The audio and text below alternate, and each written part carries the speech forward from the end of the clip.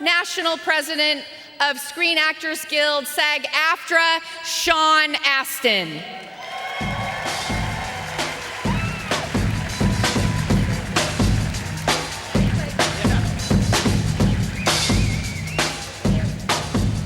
Well, Madam President, you said to make it count, so here we go. When I was a boy, I walked my first picket line, and since I've marched with garment workers and longshoremen, with metal workers and baristas. Few things in this world make your heart beat stronger and fill your eyes with tears more than those moments of pride that flow when you stand up for people who work hard and find themselves saying in one voice, no more. No more greed, no more recklessness, no more pushing until tomorrow the fairness that belongs to us today. When we say we will not give in, we will not settle. In all of the job actions, Labor Day functions, political campaigns, lobbying, and more, the AFL-CIO has been for me, personally, a towering beacon of labor power. Worker muscle. I've marveled at its righteousness and deep influence in America, and now I get to be here and know you and work with you. I called my wife Friday night to share my first thoughts about the AFL-CIO's convention, and I said, this is it. This is how we fix what's wrong. This is how we make things right. I am in awe of this place, and I am indebted to all of you for your example and your inspiration. My name is Sean Astin, and I'm the president of SAG-AFTRA. And along with our delegation, we represent 160,000 of your closest friends. Our members are film and television performers, background actors, stunt performers, singers, dancers, pilots, puppeteers, voiceover artists, video game performers, influencers, recording artists, broadcast journalists, and more. If you're alive on planet Earth today, you know us. Before becoming SAG-AFTRA president, like my mother, Patty Duke, before me,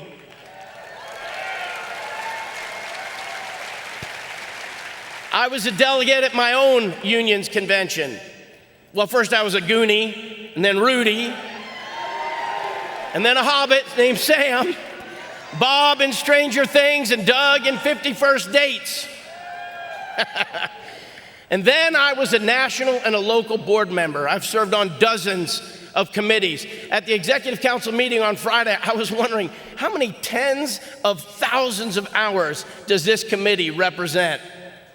I saw dedication on Friday, and I saw strong leadership.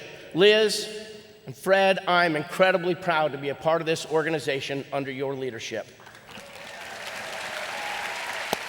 And to all of you fellow first-timers at this convention, I am proud to start my AFL-CIO journey with you.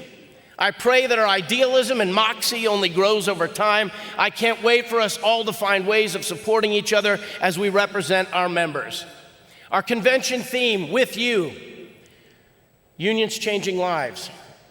Standing on this stage on my grandmother's 113th birthday, honoring my mother's legacy, with humility and gratitude for the opportunity to add my voice to the moment, I am born again labor.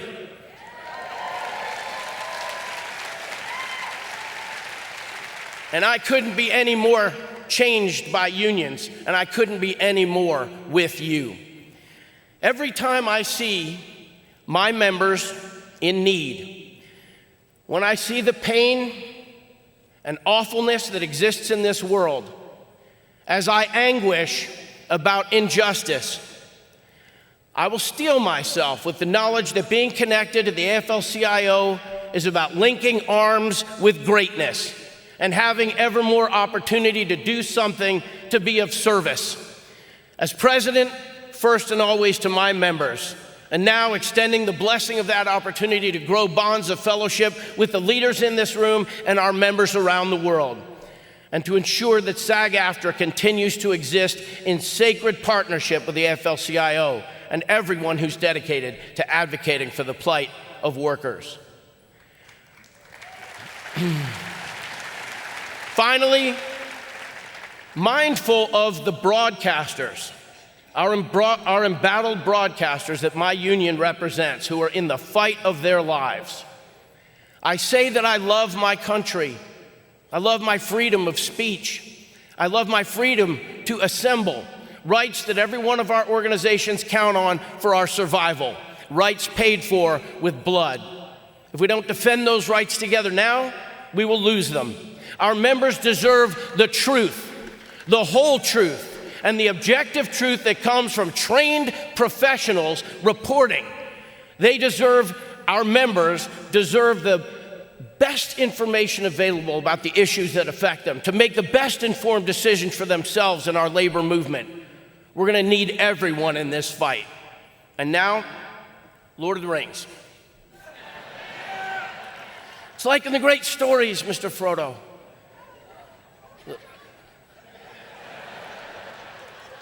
The ones that really matter. Full of darkness and danger they were. And sometimes you didn't want to know the end.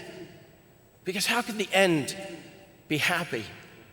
How could the world go back to the way it was when so much bad had happened? But in the end, it's only a passing thing, this shadow. Even darkness must pass, and a new day will come. And when the sun shines out, it'll shine out the clearer. Those are the stories that stayed with you, that meant something, even if you were too small to understand why. But I think, Mr. Frodo, I do understand. Folk in those stories had lots of chances of turning back, only they didn't, because they were holding on to something. What are we holding on to, Sam? That there's some good left in this world, Mr. Frodo, and it's worth fighting for. Our members, their families, our communities are the good in the world that the AFL-CIO has always and will always fight for, and I will fight with you all until the end of time. Si se puede.